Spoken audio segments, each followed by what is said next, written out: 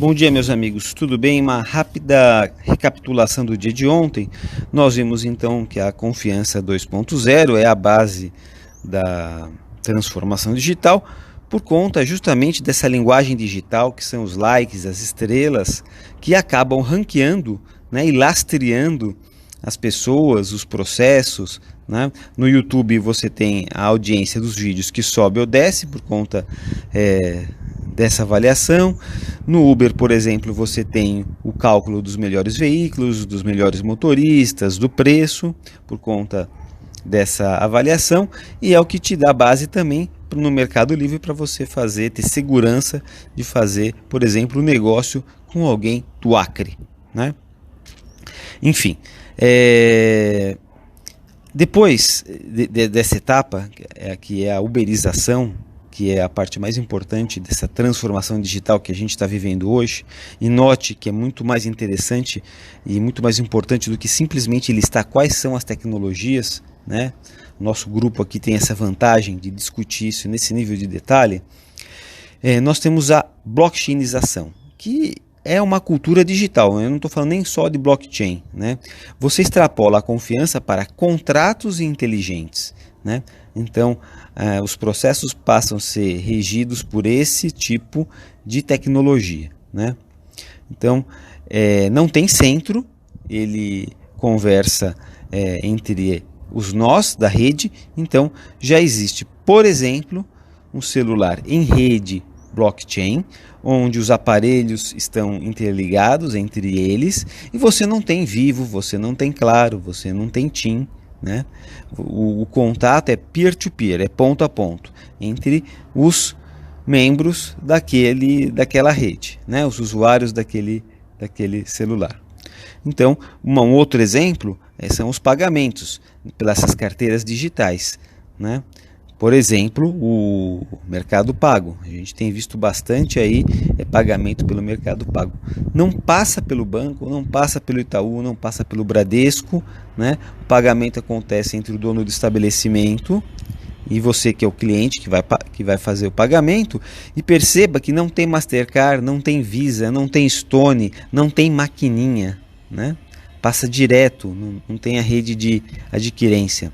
Então, o blockchain, ele começa a mudar a realidade dos negócios de hoje, né? Por exemplo, agora na área da saúde, tem um projeto que eu estava olhando semana passada, muito interessante.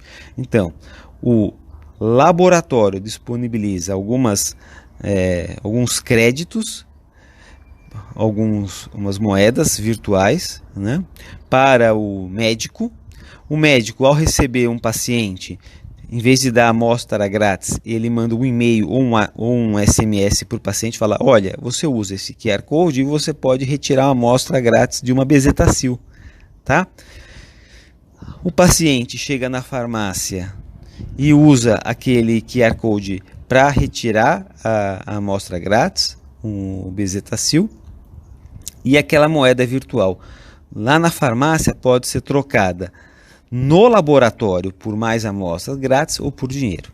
Então você pode perceber que toda a cadeia, né, foi rastreada, né? Então você vai saber muito com mais precisão ainda aonde que foi utilizada aquela amostra grátis e tudo mais, né? Aquele medicamento, que é uma preocupação aí hoje dos laboratórios. O Mário comentou ontem também sobre a questão das cidades e do governo, né? Então, quando você começa a empoderar as pontas, né? Quando você tem o cliente, o paciente e o cidadão cada vez mais empoderado, você aumenta a possibilidade então de troca entre essas pessoas, né? Vou voltar aqui no exemplo do Uber. Então, de alguma forma, você acaba substituindo o serviço público, né? Você já tem até o Uber, que é o compartilhado, como se fosse um transporte público. Você substitui não só o serviço, mas também ao praticar preços menores, você acaba aumentando a possibilidade de inclusão de mais pessoas, né? Então você começa a ocupar coisas, negócios, estruturas que era que eram do governo, eram públicas, né?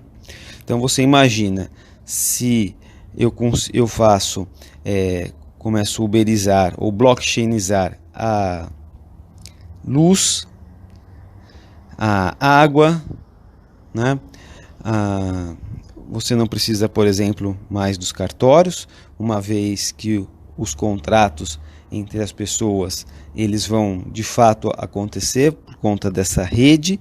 As pessoas começam a fazer troca entre elas, criar moedas entre elas, que é possível, e a iniciativa privada ou as instituições sociais começam a concorrer com o próprio governo, que deixa de receber os tributos, uma vez que a organização se dá entre as pessoas, né?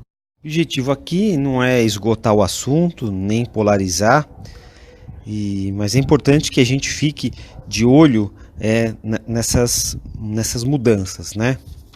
Eu disse que a gente precisa ter um olhar de futurismo competitivo. O que é que vem pela frente, o que é que vai impactar os negócios. Ficar olhando só para a tecnologia não ajuda a gente entender para onde caminha, né?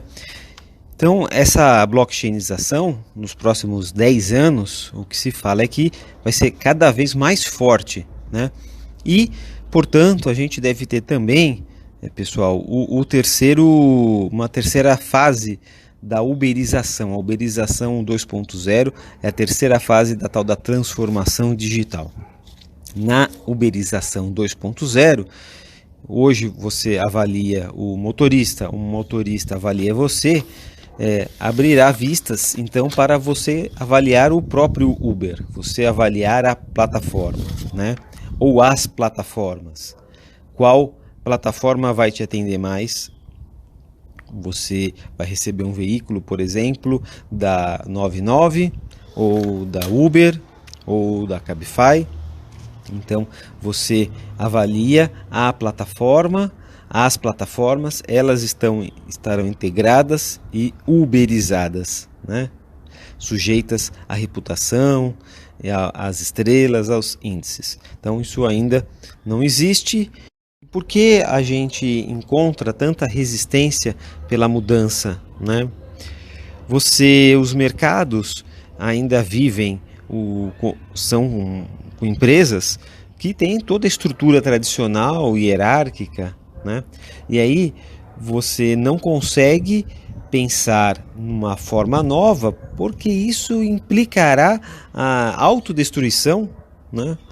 O suicídio das próprias estruturas atuais dentro das empresas, dentro das instituições. Então, para finalizar, pessoal, nessa direção da blockchainização, a gente vai ter cada vez mais forte essa tendência de descentralizar, né? Então, com a saída dos gerentes, da carteira assinada, de controle do acervo e o controle da qualidade de produtos e serviços através da relação entre as empresas e os seus consumidores, né? Cada vez mais forte. Ok? Eu espero que vocês façam perguntas, que vocês tenham dúvidas e troquem aqui, lancem aqui no grupo, porque, como eu havia dito, isto daqui vai ficar cada vez melhor, né, com a participação de todos. E tenho certeza que nós estamos construindo um olhar aqui mais forte, diferenciado do que a maioria está falando, e a gente vai conseguir aqui, quem sabe, liderar esses movimentos nos nossos negócios, sejam eles quais forem. Um abraço e eu passo a vez para vocês. O que vocês dizem a respeito disso?